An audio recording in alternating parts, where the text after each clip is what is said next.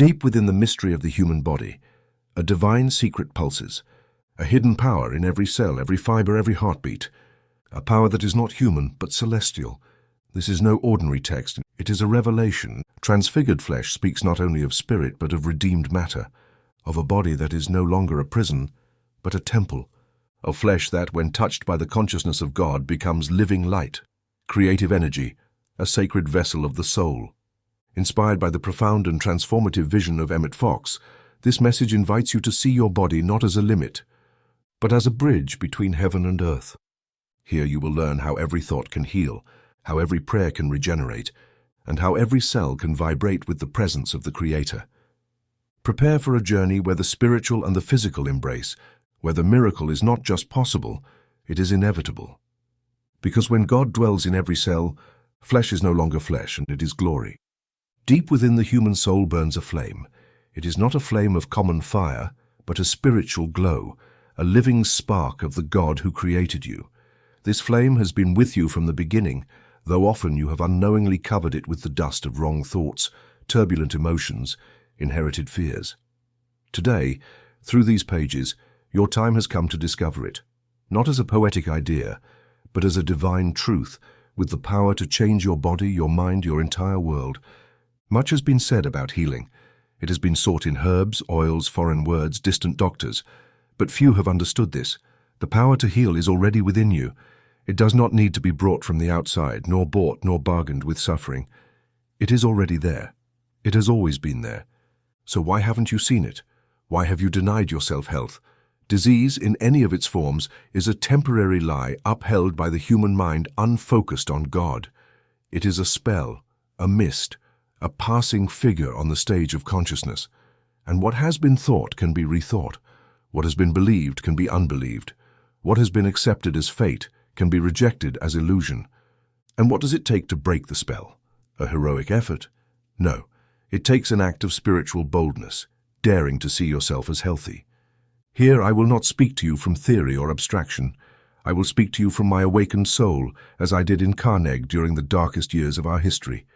I will speak to you with the same voice with which I uttered the golden key, and it resonated in the hearts of thousands who found freedom. For just as gold does not lose its value over time, neither does truth. I have seen men heal from tumors.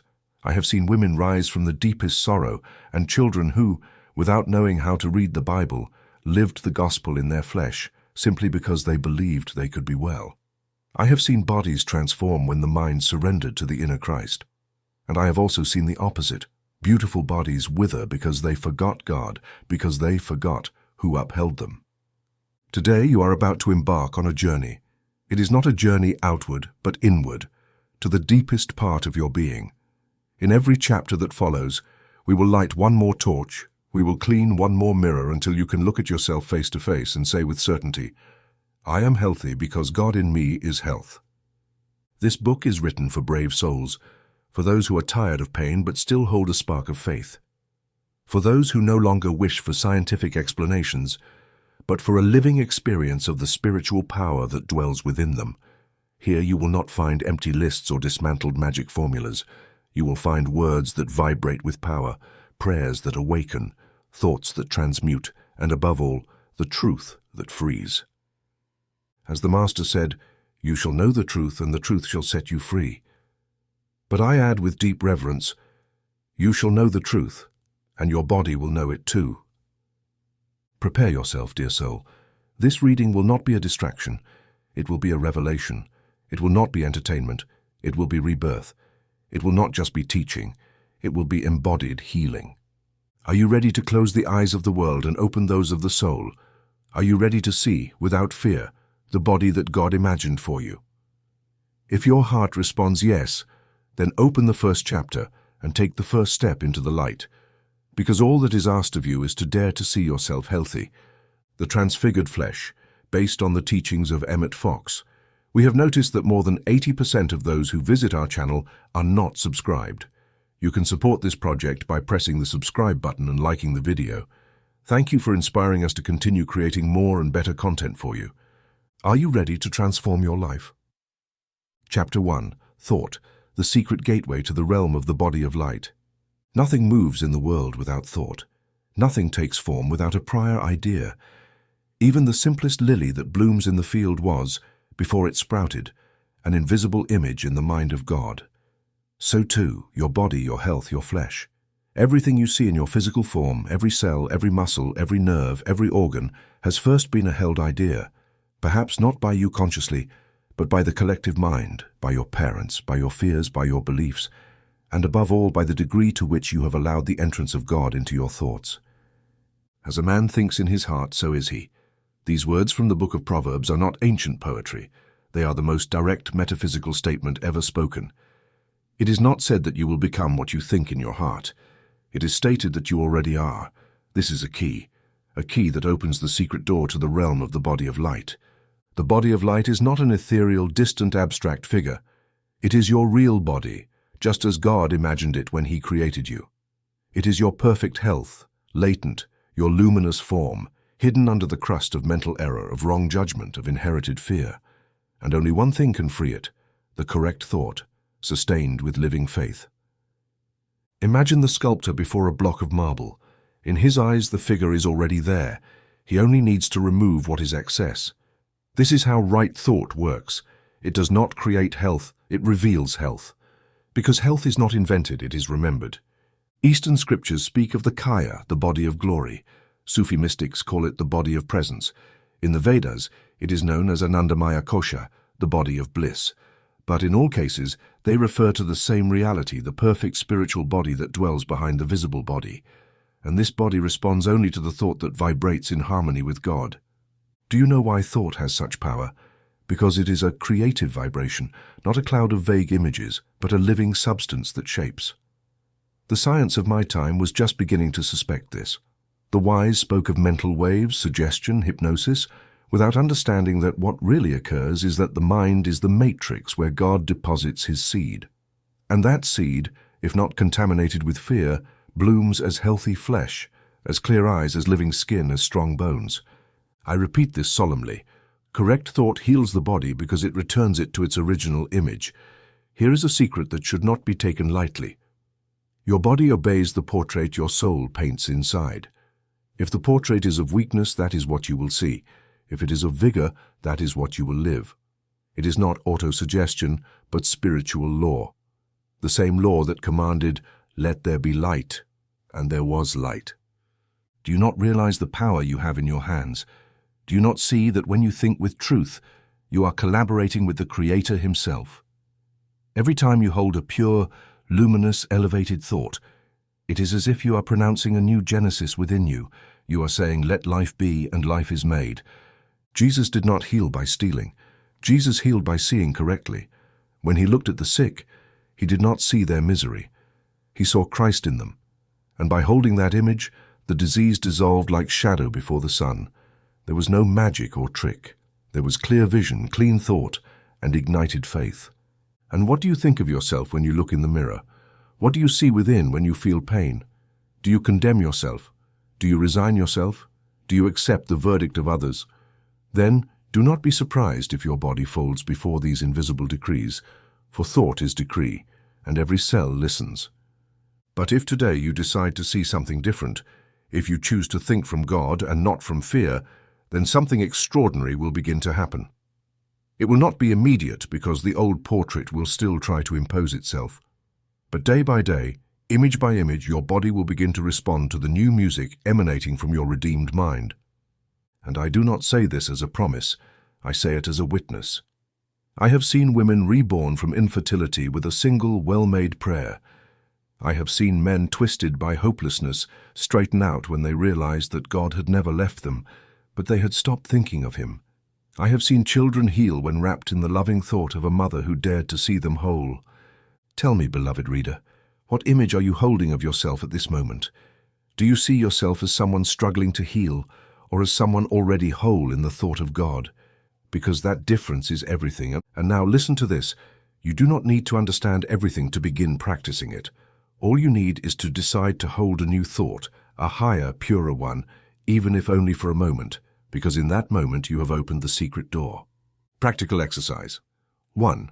Hold the image of light. Find a quiet place. Sit down without hurry. Close your eyes. Breathe deeply 3 times. Then, imagine that a white and golden light gently rests at the top of your head. Do not struggle to see it. Just feel that it is there. It is the divine image of your perfect body. Now speak these words with as much faith as you can gather. I am light. My body is the living expression of God. Every cell responds now to the divine thought I hold. I see myself healthy, and so it will be. Remain in silence for a few minutes. If doubt arises, do not struggle. Gently return it to God. When you open your eyes, bless your body with love. Do this every day, and you will see what you see. Are you willing to hold this image even when the world says otherwise? Then, dear reader, you are already entering the realm of the body of light. Chapter 2. The flesh that thinks, the spirit that heals. There are those who, when they fall ill, curse their body. They call it a traitor. They see it as an enemy. They despise it as if it were an impure prison. I've heard terrible words spoken in the beds of pain. My body is killing me. I'm imprisoned in this flesh. If only I could escape this body.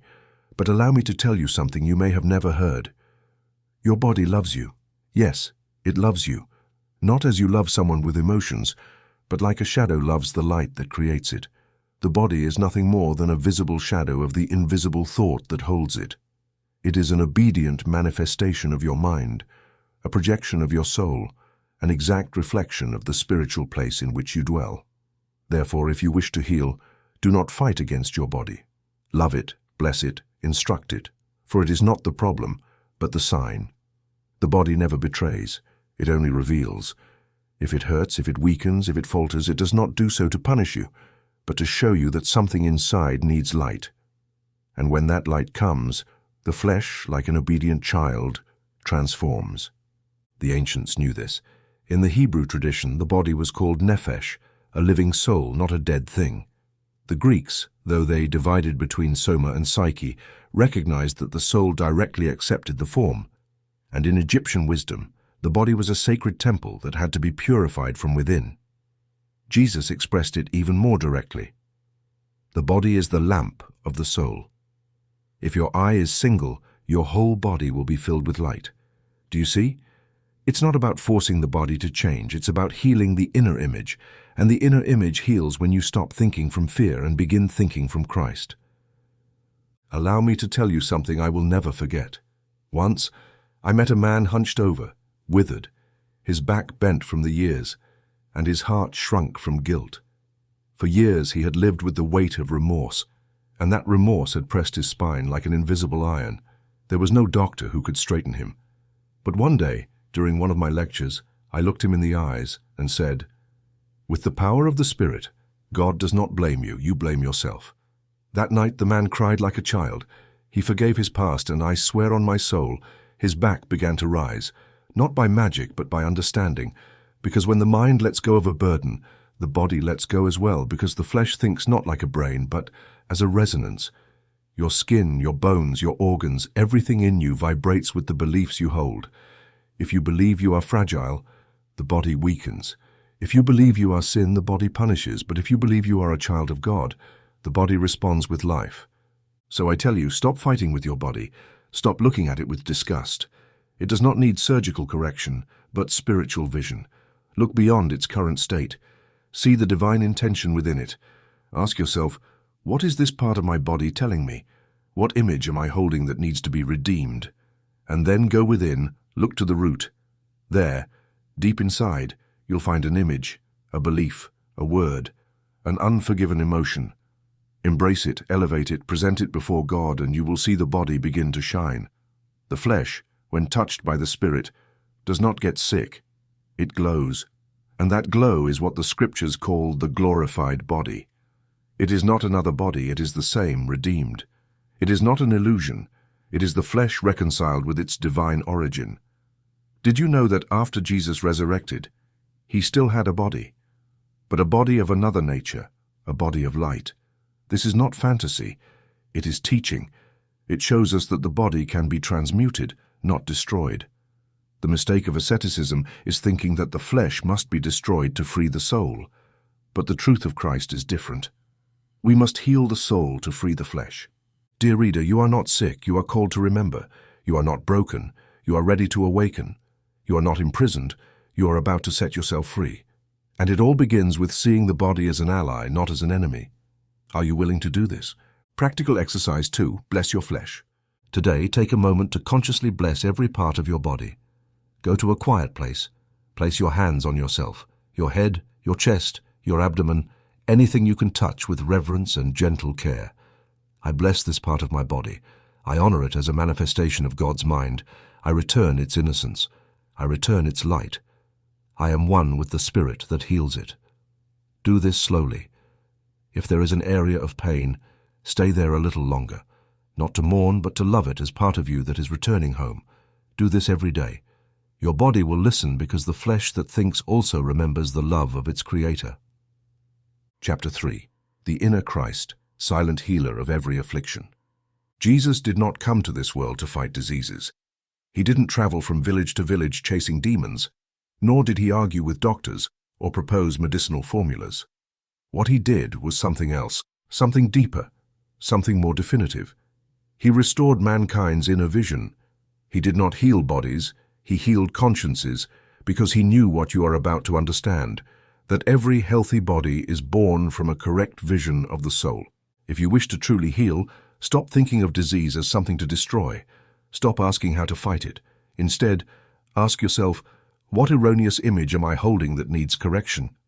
For every affliction, at its root is a mistake in perception, a twisted view of yourself, of God, or of life. And healing begins when that view is corrected by the truth. Who is it that corrects that vision? Who is it that sees in you what you have not yet seen? The inner Christ. I'm not talking about Jesus as a historical figure, but the Christ principle he embodied.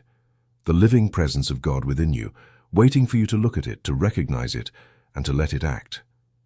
The inner Christ is not a theory. It is a silent healer that dwells in the most secret sanctuary of your soul. It charges no fee, needs no words, administers no medicines. It simply reveals. And what it reveals is this. You are already healed in divine thought. Your true self has never been sick. What you call sickness is merely a mist in your inner vision. Jesus said, "Your sins are forgiven you." And instantly the paralytic rose. Why? Because Jesus did not address the body. He addressed the cause. And the cause was unresolved guilt, a broken self-image, a misplaced faith. By healing that, by showing the soul its true purity, the body responded like a flower opening its petals to the sun. Remember the woman who touched his cloak? He didn't recite anything to her. He simply said, "Your faith has healed you." And what is faith if not the ability to see beyond appearances and recognize the Christ acting within you?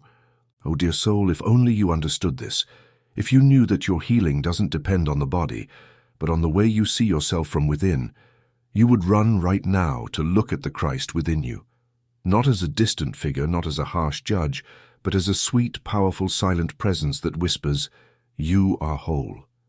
You are my beloved child. You are healed in me." And that whisper is more powerful than any medicine, because there is no healing power in this world like the power to see correctly. Let me tell you a story. Once at a small meeting, a woman came to me. She had been suffering from a heart condition for years. Doctors had told her that her situation was irreversible. As she sat before me, she lowered her gaze and said, "I am broken." I remained silent. Then I took her hand and said something I hadn't planned to say, but was inspired to say. "You are not broken. You are asleep to the truth." In that instant, her eyes filled with tears, but not of sadness, of revelation.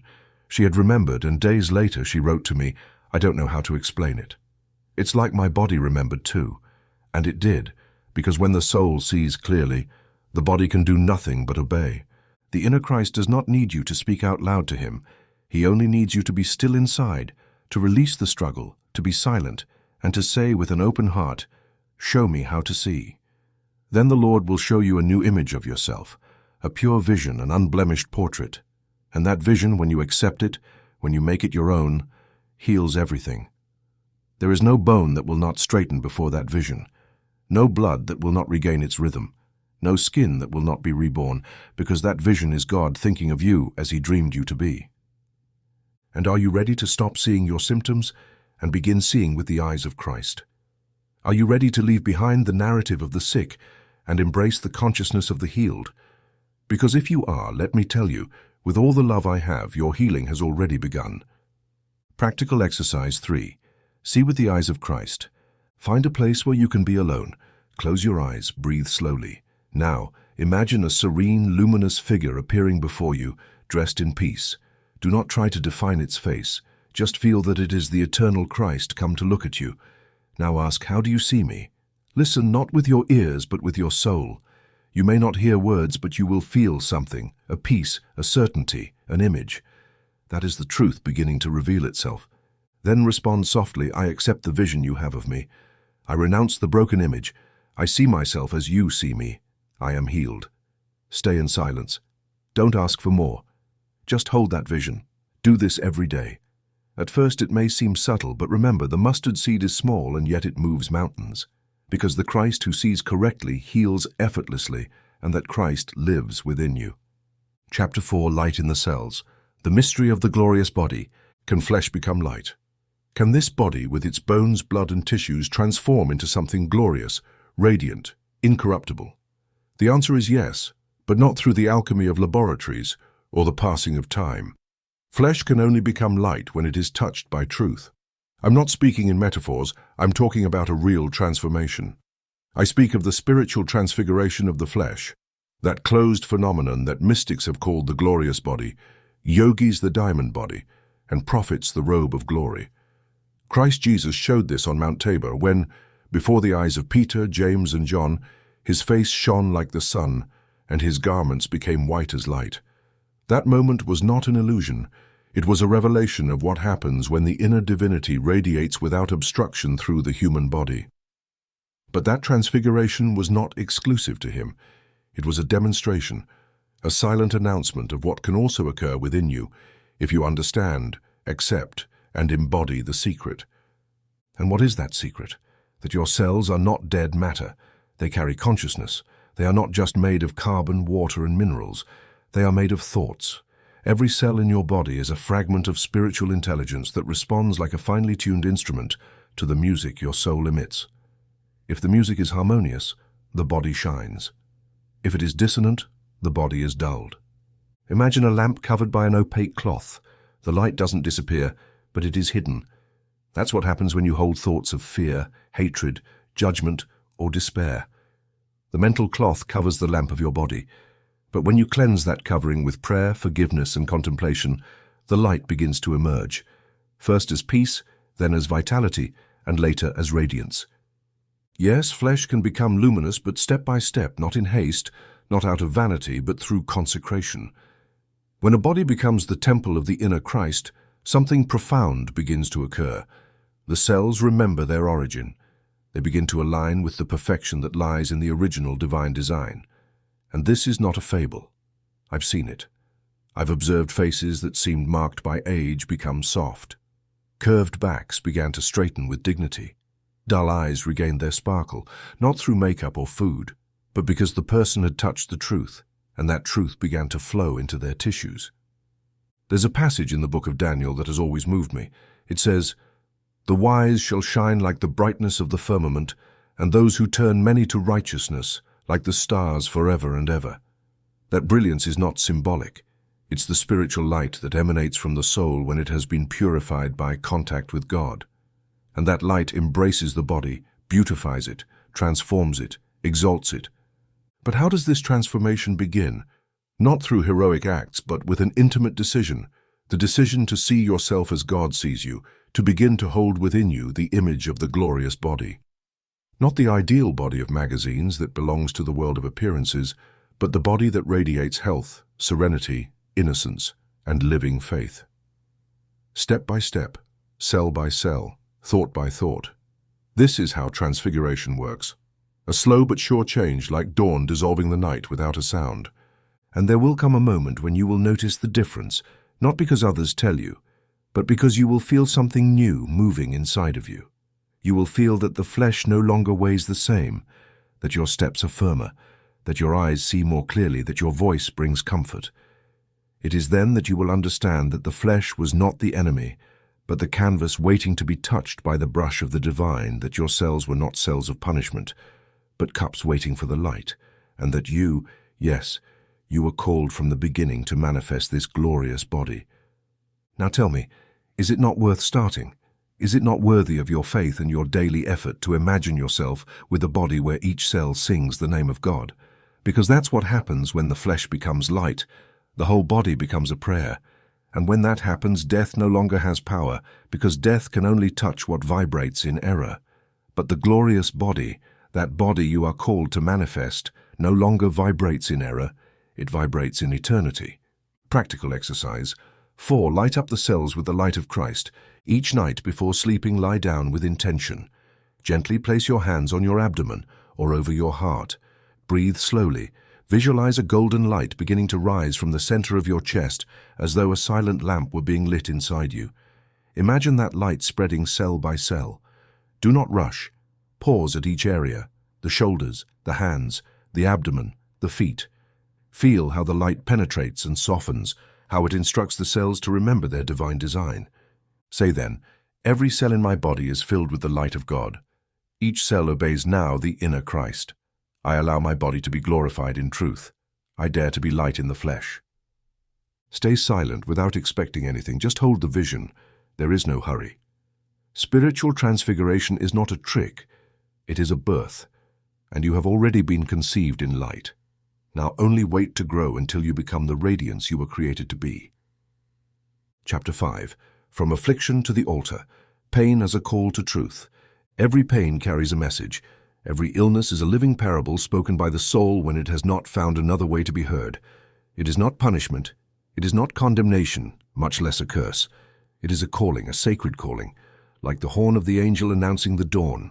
Pain strikes a note that resonates in the depths of being, awakening the one who slept in unconsciousness. Oh, how different the world would be if we understood this.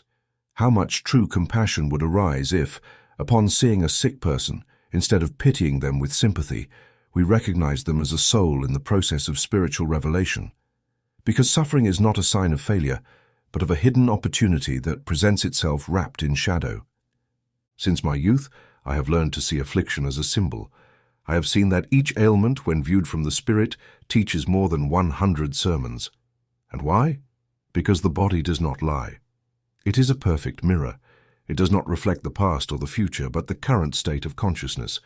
And by doing so, it offers a golden opportunity to discover what needs to be healed within the soul.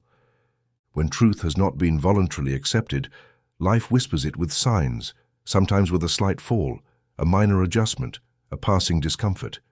But if the soul keeps resisting, if pride shuts the inner ear, the truth raises its voice through pain, not out of cruelty, but out of love. Because everything God allows, He allows to awaken His sleeping child. Was this not how Job, the just man, experienced it? He had everything, yet he did not know God intimately. It was through loss and suffering that he entered the mystery. And when he said, "I had heard of you by the hearing of the ear, but now my eye sees you," he became whole. And the restoration was total. Not only did he regain his health and goods, but he knew God as never before. So also, if you are in affliction, if your body hurts, if the night surrounds you, do not say, "I am condemned." Say, "I am being called to see." Because pain is like a disguised angel who takes you by the arm and leads you to the inner altar, where only truth can illuminate. Do not run from pain. Do not speak to it with hatred. Do not embrace it as a friend either. Just listen to it. Ask it, "What are you showing me that I have not wanted to see?" Perhaps it is an old resentment still fermenting in your heart. Perhaps it is a fear disguised as prudence. Perhaps it is a false belief you accepted without examining. But whatever its cause, it is ready to be dissolved at the altar of truth. Remember this always. Truth does not punish, it illuminates. And when something in you resists that light, friction occurs, and that is pain. But if you allow the light to enter without defending yourself, without justifying yourself, the pain ceases by itself. I have witnessed healings that did not happen when the sick person wished to get better, but when they chose to understand. Because it is not about wanting to stop suffering, it is about understanding why the soul created that language and what it is trying to reveal. There are those who have healed their bodies but not their souls, and therefore have relapsed. And there are others who, by understanding the hidden message of their illness, healed even before their body reflected it. Because true healing does not begin with the skin or the blood, but with the thought. And was this not the case with Master Jesus? Did he not speak in parables so that those who had ears could hear? Well, in the same way, the soul speaks. When words are no longer enough, it becomes flesh and speaks through it. Does something hurt today? Do you feel a weight, an ache, an imbalance? Then do not ask, why me? Ask, what is there in me that is asking to be healed by truth? And in silence, with humility, present yourself before the altar. Not the altar made of stone or marble, but the one within you, where the inner Christ dwells. There pain finds meaning, guilt dissolves, and the soul begins to shine once again. From that moment, the body responds. The cells rejoice. The entire system reorganizes, because affliction is no longer resistance but openness. It is no longer a prison but a sanctuary. And thus, step by step, the soul crosses the shadow and emerges into the light. This is how affliction becomes an altar. This is how pain becomes revelation. Practical exercise. 5. Listen to the message of pain. Find a quiet place where you can be undisturbed. Sit or lie down comfortably. Close your eyes. Take a few deep breaths and feel your body with loving attention. Bring your awareness to the place where you feel discomfort, pain, or imbalance. Do not judge it. Do not want to change it. Just listen to it with your heart. Gently ask, what truth am I denying that you are trying to show me? What mistaken belief is making me sick? What part is ready to be liberated? Wait in silence. Perhaps you will hear a word, perhaps a memory will arise, or maybe just a sensation. Do not hurry to understand. Just recognize that you are willing to see. When you are done, bring your hands to your heart and say, thank you, my body, for revealing to me what the soul already knew. Thank you, pain, for being the angel who led me to the altar. I now release the lie and embrace the truth that heals me. Do this regularly, because each time you listen with humility, you take another step toward fullness, and then pain becomes light, and light guides you back to yourself. Chapter 6.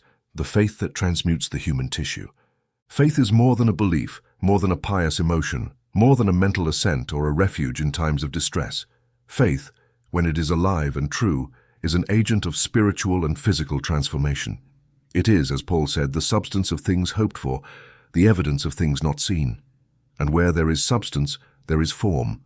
Where there is form, there is body.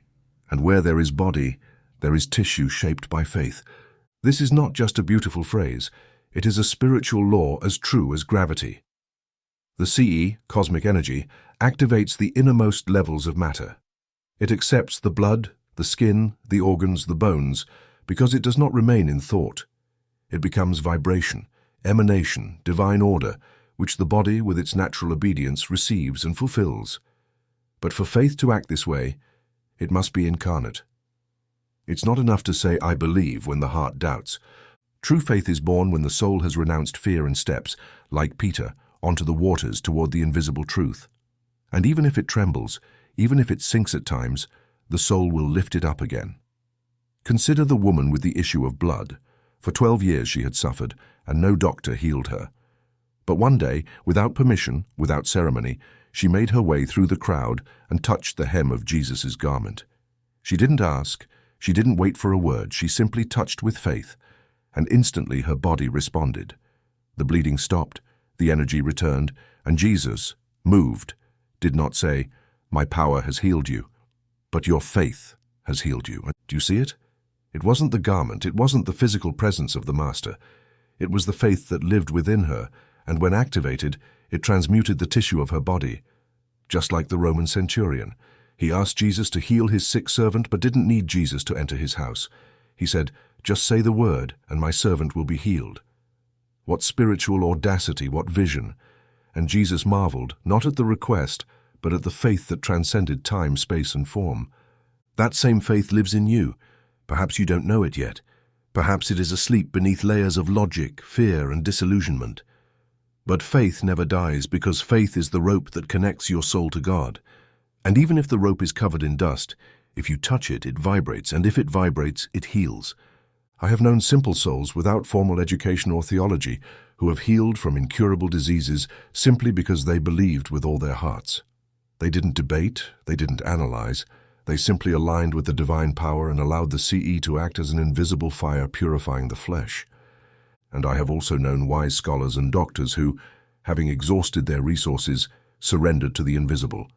And in that surrender, faith erupted like a lightning bolt, bringing with it an inexplicable regeneration by human means. There is a little-known passage from the prophet Habakkuk that says, "The just shall live by his faith." It doesn't say they will survive. It doesn't say they will endure. It says they will live. And to live in spiritual language means to vibrate with the fullness of being, embodying health, joy, freedom, purpose. The human body was made to live like that. It was not designed for permanent pain or progressive decay. It was created as a vessel of glory, as an instrument of divine expression. But when it is lacking, the body forgets its music and begins to go out of tune, to become sick. So how does the body reconnect with its melody? Through the faith that remembers. Because faith doesn't just believe, it recognizes. It recognizes the order that already exists in the spirit and affirms it so clearly that the body can do nothing but obey. I remember the case of a desperate mother. Her 8-year-old son had fallen into a high fever. The doctors couldn't find the cause. She came to me not seeking comfort but an answer. I asked her, "Do you believe your son is in God's hands?" She nodded. "Do you believe Christ dwells in him?" Her eyes filled with tears, but she said, "Yes." Then we prayed. We didn't ask for anything. We simply affirmed that divine health was the only reality in that child. And the next day the fever had disappeared. What happened? The maternal love, that form of love raised to the level of certainty, transmuted the tissue of that child's body. This is not an exception. This is a law, and you can apply it. You don't need giant faith, you only need living faith. Like the mustard seed, small, yes, but firm, capable of moving mountains, capable of moving cells. And what are you willing to exercise? Faith in illness, in diagnosis, in prognosis, or faith in life, in redemption, in the perfection of God in you. Because faith is neutral. You are always believing in something. The question is, what are you feeding with your faith? Disease or healing, the fall or the rise? If today you choose to believe that the life of God is working in every cell of your body, then the change has already begun because the body does not wait. It responds immediately to the vibration of faith. Practical exercise. 6. Activate faith in the body. Find a moment of the day when you can be still. Sit or lie down. Place one hand on your chest and the other on any part of your body that needs healing, or simply on your abdomen as a center of energy. Close your eyes, breathe gently. Visualize that from your heart, a golden white light emerges. This light is your living, active, real faith. See it traveling through your arm to the hand that touches the area to be healed. Feel that light penetrating the tissue, reordering it, bringing it to life. Then say calmly, "I believe in the perfect health that God gave me. I believe that this part of my body is being touched by the light now. I believe faith transfigures my flesh. I am one with eternal life." Stay there for a few minutes. Don't try to see results. Feel the certainty. Faith does not demand proof. Faith creates the proof.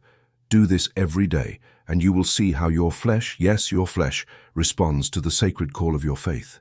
Because faith, when it is true, not only changes the mind, it transforms the entire body. Chapter 7. The Word, the seed of light planted in the body.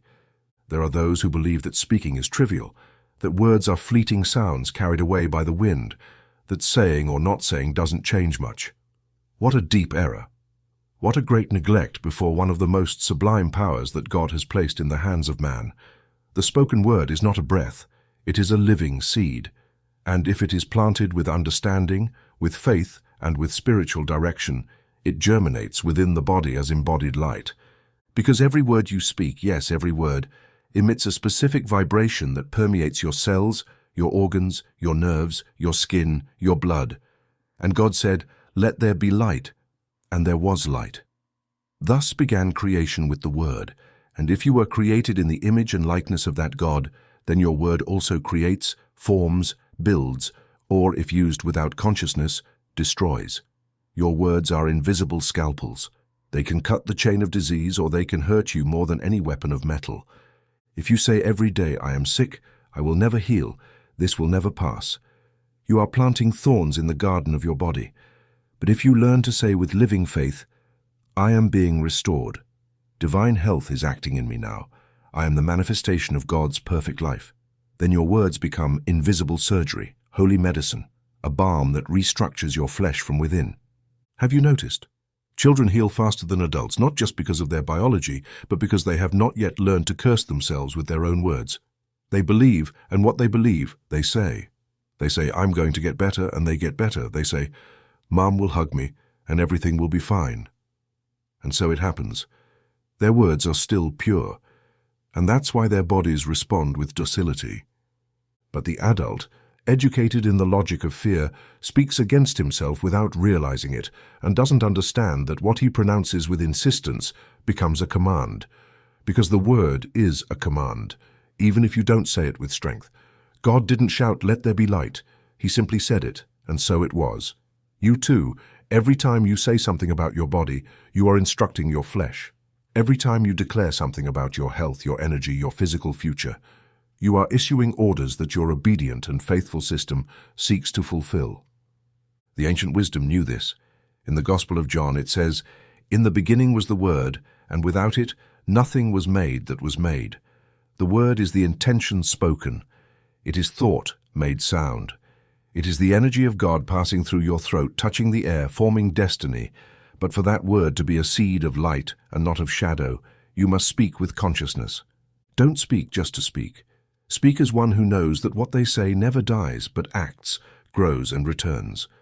Because the spoken word returns to you as flesh. What you plant in the air, you harvest in the body. I remember an elderly woman who for years said, "I am weak in the bones. I've always been that way." And her bones broke easily. One day I looked her in the eyes and said kindly but firmly, "Who taught you to say that?" She lowered her gaze. "My mother said it about herself, and then she said it about me, and I repeated it all my life." I then asked her to do something simple every morning and every night. Declare the following over her bones: "My bones are strong. They are the scaffolding of God's light in me. I bless them and strengthen them with my words." At first she thought it was nonsense, but she did it. After a few weeks something changed.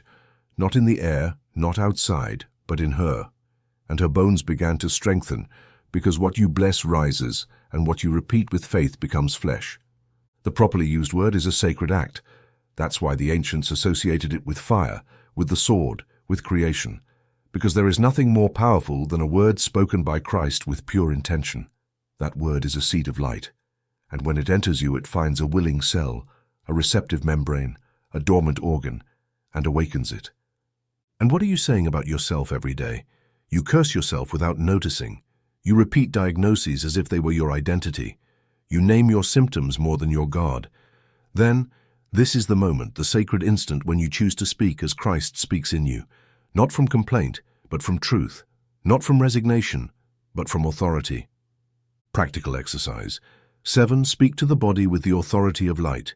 Every morning upon waking and every night before sleeping, go to a mirror, look yourself in the eyes, and with a clear voice, without fear, without doubt, say aloud the following: "I am the life of God in human form. I bless my body. I plant words of health, strength, and harmony in my cells. My words are light, and my body obeys that light." Now take a part of your body that needs special attention. Place your hands on it and speak directly to it, not as one who begs, but as one who declares with authority. You can say, for example, "I love you, I bless you, I free you from all false words. You are the aura receptacle of perfect health." Do this with reverence, not by habit, but with living faith. And day by day you will see how the word becomes flesh and dwells in you with glory. Because the word does not pass, it acts, and the body, when it listens, is transformed. Chapter 8. The mind of the world, the invisible poison. There are diseases that do not originate from the body, nor even from the personal mind. They are subtler, more insidious, harder to detect because they seem ownerless. Yet they accept multitudes, shape behaviors, consume energies, and distort bodies. I refer to the diseases planted by the mind of the world, that invisible sea of collective thought in which, unknowingly, all the men and women of the earth sail. The mind of the world does not think, it repeats, it does not examine, it propagates. It does not reason, it infects. And its most powerful tool is fear. Since man turned away from Christ consciousness, he began to build a substitute, an impersonal mind fed by centuries of errors, inherited fears, and unquestioned judgments. This mind imposes beliefs as dogmas. Aging is decay. Certain diseases are inevitable. The human body is destined to deteriorate. What you inherited cannot be changed.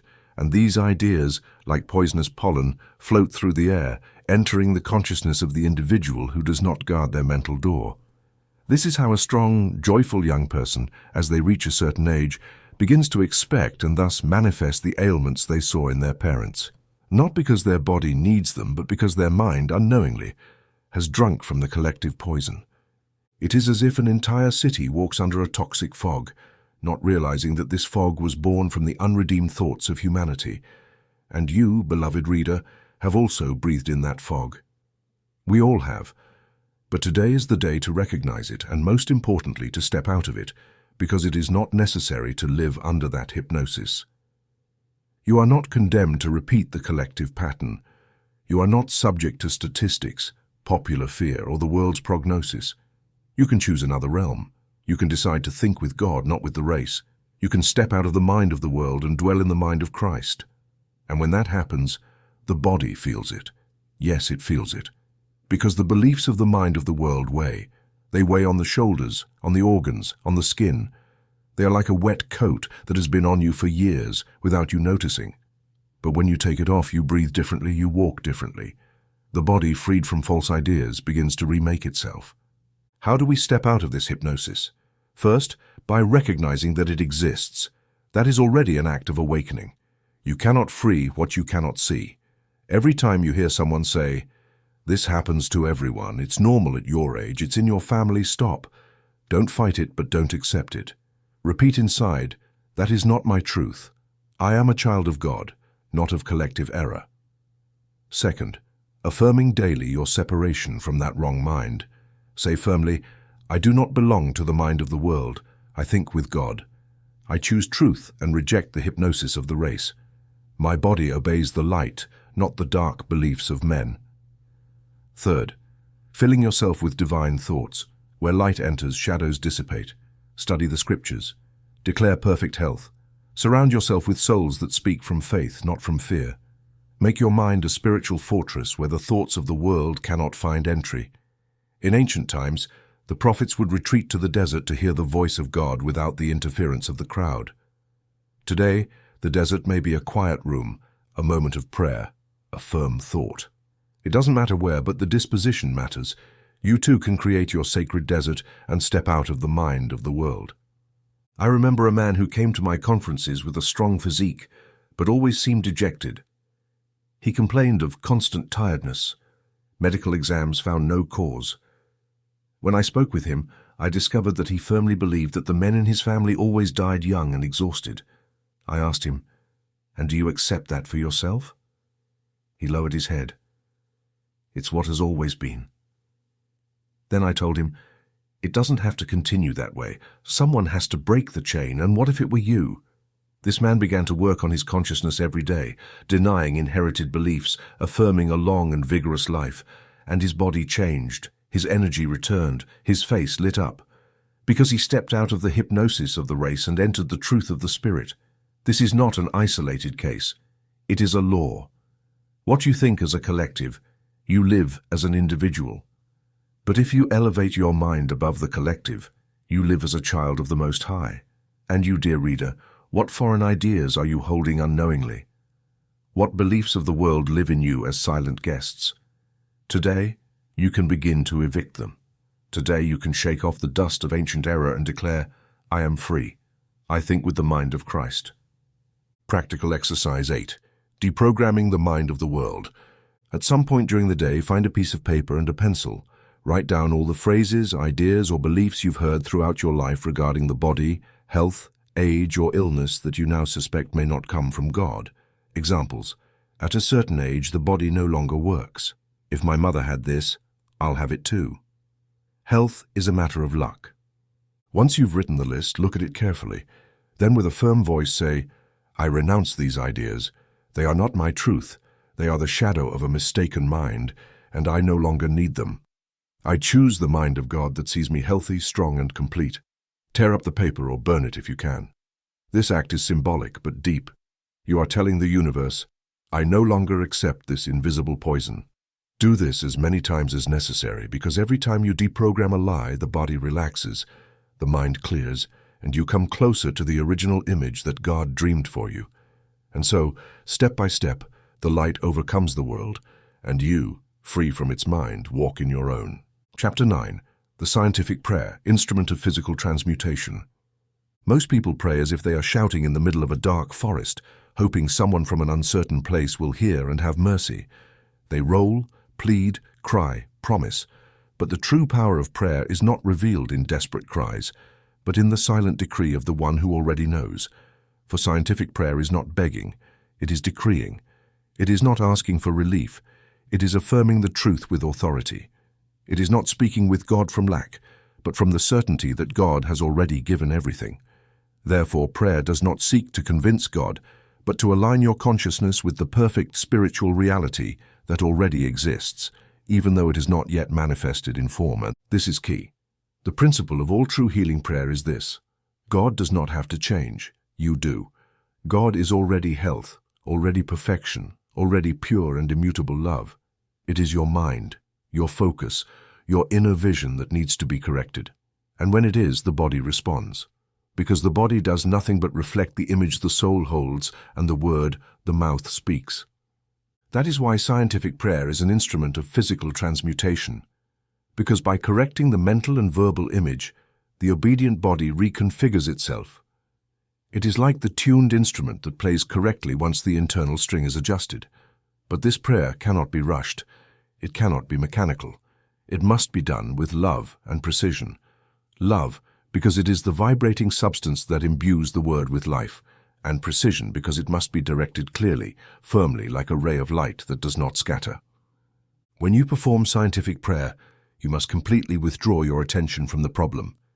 Whatever it may be, pain, diagnosis, limitation, chronic illness, it must not be given another ounce of energy. Instead, you turn your entire mind towards God, not to a distant God, but to the active presence of God within you. And there you begin to declare, not what you see, not what you fear, but what you know to be eternally true. Something like this: God is perfect health. I am one with God. Therefore, perfect health flows in me right now. I do not accept any image of illness, because the Christ within me is wholeness.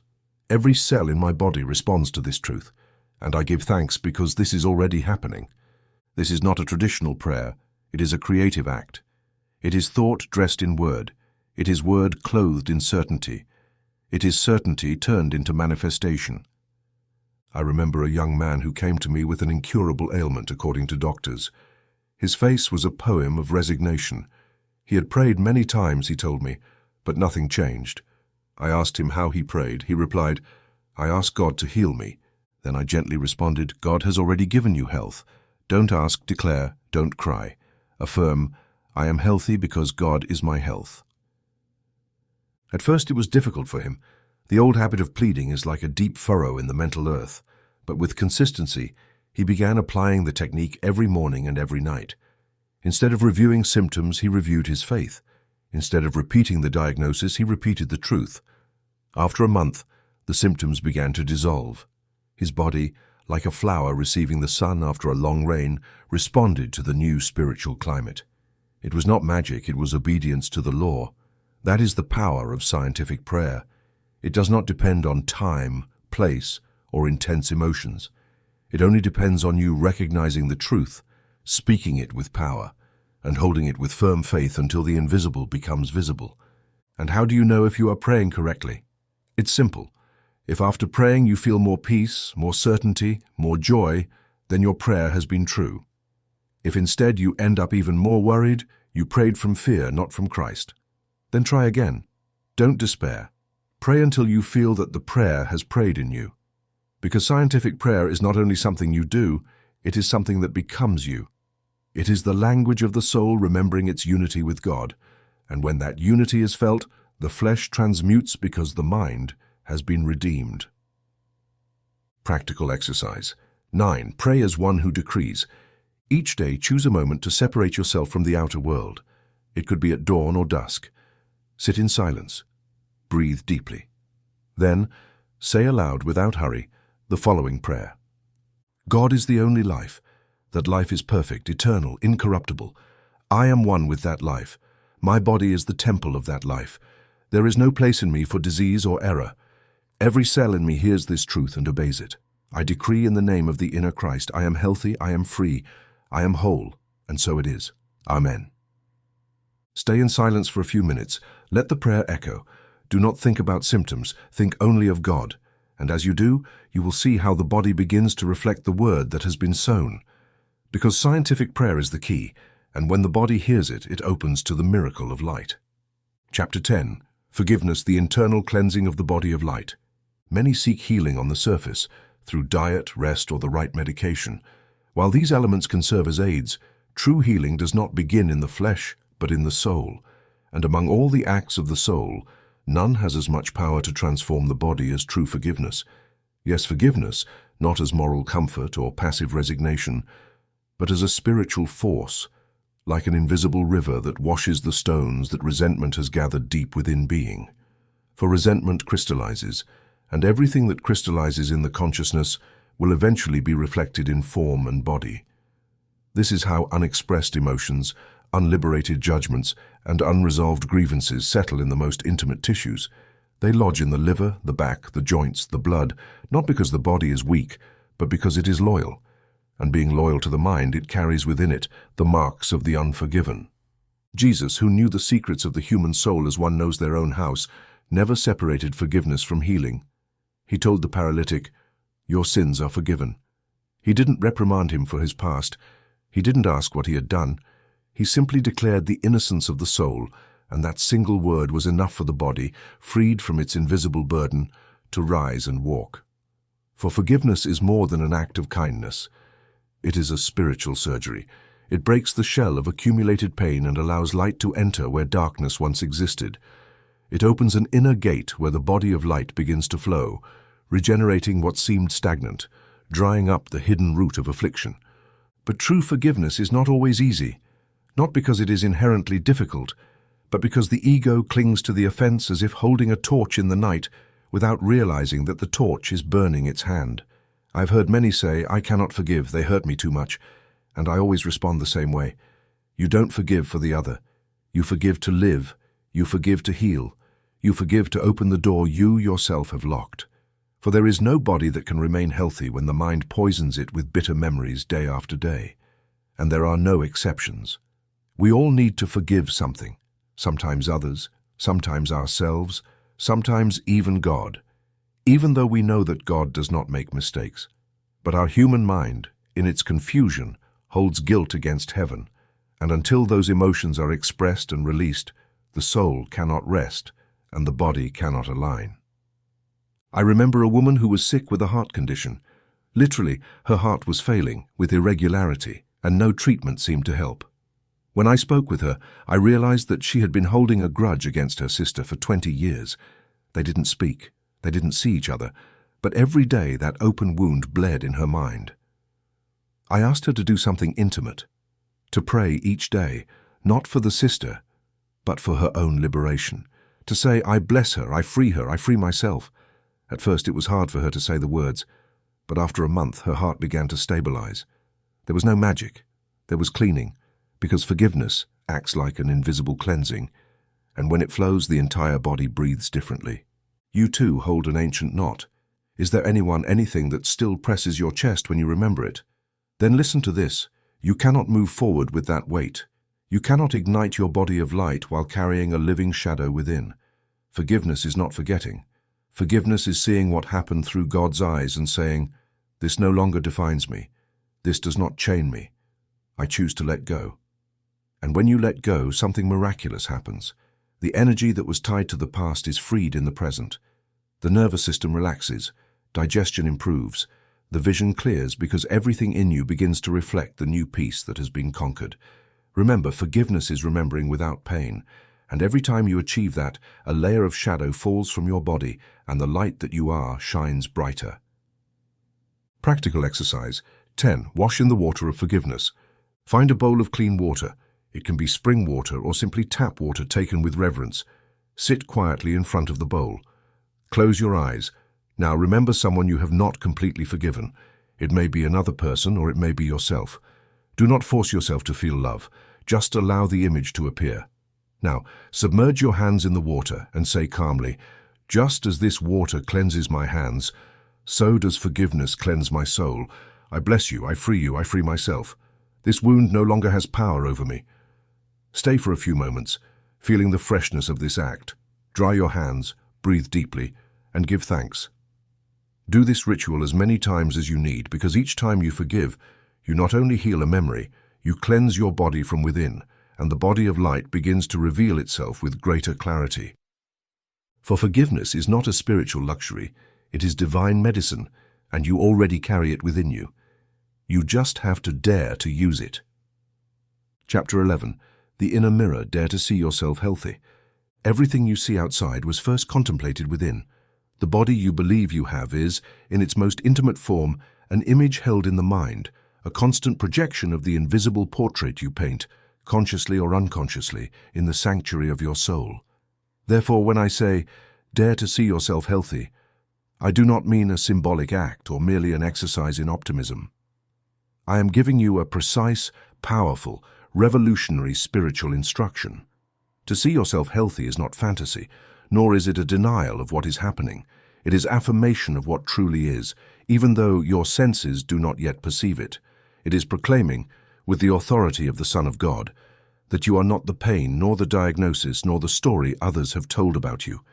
It is looking into the inner mirror and declaring, "This is my true image, the perfect health that God dreamed in me before the world began." And how does this inner mirror work? It works like every spiritual law, silently but precisely. What you repeatedly contemplate within you manifests outside, not as punishment, but as harvest. And if the portrait you hold is one of weakness, disease, or inevitable fatigue, then your body, which only knows how to obey, manifests it. But if you dare to see another image, a higher, more luminous, truer image, the body begins to transfigure. This is not suggestion, this is the law of being. The soul is like a mirror that may be covered in dust, but never loses its ability to reflect. The act of seeing yourself healthy in the imagination is not a mental game. It is a self-fulfilling prophecy when done with God. To see yourself healthy is to pray with the eyes of the heart. It is saying to the universe, "This is the image I accept. This is the image I hold. This is the image I will live." And that image, held with faith, emits a vibration that commands the body, corrects its imbalances, awakens its natural intelligence, and guides it toward harmony. The great healers of all times have understood this. Jesus, the Master of Masters, never focused on the ailment. He always looked at the Christ hidden behind the symptom, and by holding that vision, the disease dissolved, not by magic, but because the true image imposed itself over the false one. So too you, every time you choose to see yourself healthy, firmly, sweetly, and decisively, are saying, "I do not follow what my eyes see. I follow what my soul knows." And that fidelity to the divine image is rewarded, for God honors the faith that dares to see with his gaze. But it is not enough to imagine once. It is not enough to try when the pain is intense. You must inhabit the image.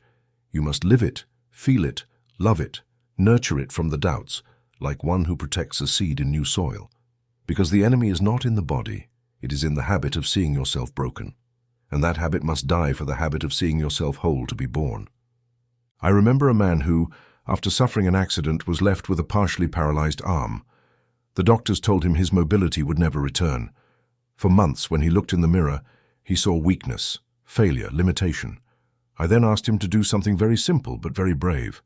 To close his eyes each day and see himself using that arm freely, not as if he wished it, but as if it were already real. At first the act seemed ridiculous, but after a few weeks something began to change, not in the arm yet, but in his consciousness. He began to believe. He began to see, and one day, without realizing it, as he picked up a cup, his arm responded. The prophecy had been fulfilled. This may seem astonishing, but it is not. It is the law working with divine order, because the body follows the soul like the shadow follows the body, and if the soul begins to see light, the body stops reflecting darkness. Now ask yourself, what image do you hold of yourself when no one is looking? Do you see yourself as someone limited, as a lost case, as a body in decline? Then you have been planting an image of your flesh, and it has obediently replicated it. But that can change today. Yes, today you can enter the closed workshop of your mind and paint another portrait. You don't need artistic talent. You only need living faith. For faith not only moves mountains, it moves molecules, tissues, neurons, cells, and it does so from the inner mirror. It is the place where God shows you the true image every day, if you dare to look. Practical exercise 11. See yourself healthy with the eyes of the soul. Find a moment of silence. Sit with your spine straight. Close your eyes. Breathe deeply 3 times. Now, in your imagination, see yourself standing before you, not as you are now, but as you wish to be. Not as a desire, but as a certainty. Observe clearly your upright posture, your serene face, your healthy, vital, radiant body. Walk, breathe, smile. You are filled with light. Stay for a few minutes contemplating that image. Then say, "Inner strength, this is my true image. This is the image God holds of me. I unite with it. I love it. I hold it. And so it will be, because it already is in spirit." Do this every day. And if doubts arise, answer them with gratitude. Thank you for reminding me that I must hold my vision more firmly, because who dares to see themselves healthy? Open the way for the body to see it too. And the inner mirror, illuminated by faith, begins to reflect in the flesh what the soul already knows. Chapter 12, The Glorious Day. How to maintain the new state. You have walked this far, you have touched the depths of your soul. You have ignited the spark of your inner Christ. You have spoken the word. You have seen the image of your glorious body, and perhaps you already feel that something has changed. A more stable peace, a more constant light, a hope that is no longer a desire, but a certainty. But now, dear reader, the true challenge begins maintaining the new state. For many, ignite the flame and then neglect it. They leave it exposed to the winds of doubt, to the cold breath of routine, to the silent weight of the collective. And then the flame that was once alive begins to wane, not because the truth has gone, the truth never leaves, but because the soul has fallen asleep again. That is why this final chapter is not a farewell. It is a key to continuity. Here, you will learn how to kindle that inner fire every day, a fire that has already begun transforming your body, your mind, and your life. The glorious day is not a future event. It is a present state that is chosen and rechosen with love and sacred discipline. There is no greater secret than this. Healing is not attained, it is sustained. Health is not a goal, it is a way of living in God. And living in God requires attention, it requires devotion, it requires remembering, even when the world shouts the opposite. Remember how Jesus did it. He withdrew in the morning, still very dark, to pray, not because he needed to beg something from the Father, but because he knew that consciousness must be renewed every day. Just as the body needs daily nourishment, the soul needs to be immersed in the presence, and when you do so, the body sings because it recognizes that vibration and remains aligned with it. So how to maintain this new state? First, start each day in silence. Before checking the clock, before speaking with anyone, make contact with your center. It doesn't matter if you only have 5 minutes. That first thought determines the tone of the day. Let it not be fear or haste, but a firm affirmation. Today is a glorious day. Today, my body vibrates with the perfect health of God. Second, watch your words. Let each phrase be a blessing, not a complaint. Let every conversation uplift you, not wear you down. The mouth is the rudder of the ship. Be careful where you are steering it. If by mistake you speak a word of illness, immediately correct it with one of light. Third, contemplate your healthy image every day. Close your eyes, even if only for a moment, and see yourself whole.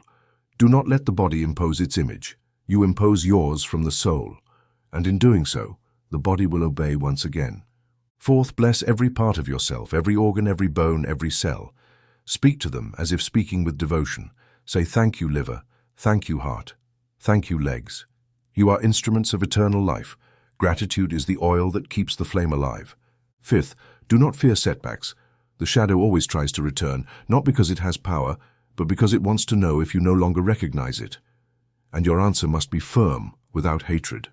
That is no longer mine. I do not claim it. I am health because God is my life. And above all, do not disconnect from the altar. It is the secret place where you and God converse in silence. There is where the flame never goes out. There, even when everything outside seems dark, the light continues to shine. In ancient temples, priests had the duty to keep the altar's fire burning incessantly. If the flame went out, all the service stopped. So too, you are the priest of your body, the guardian of your soul. No one else can sustain the flame for you, but if you do so faithfully, everything in your life becomes liturgy, and there will come a time when you will remember how it was to live without this light. Your body, your face, your voice, your walk, everything will bear witness that the kingdom of God dwells in you and you in it. That will be your glorious day, not because everything outside is perfect, but because you will have chosen to sustain perfection within. And you know what? Every day can be that day. Today can be that day. If you choose it, if you consecrate it, if you sustain it, because you are not alone. The Christ who began the work in you will not stop. Practical exercise 12. Igniting the glorious day. Upon awakening, before leaving the bed, close your eyes, place your hand on your heart and feel its beat. Then declare with reverence, "This is a glorious day. My body is the temple of divine life. I sustain health with my thoughts, with my words, with my actions. Nothing can extinguish the flame that God has ignited in me. Today, I live from the light, and my entire body knows it." Later, during the day, each time you come across a mirror, look at yourself with love, not with criticism, not in haste. Look at yourself and say inwardly, "I dared to see myself healthy, and today, the prophecy is fulfilled in me." Do this. Do it without fail. Do it as one waters a flower, because perfect health is not an occasional miracle. It is a natural state. And you have already returned to it. Amen.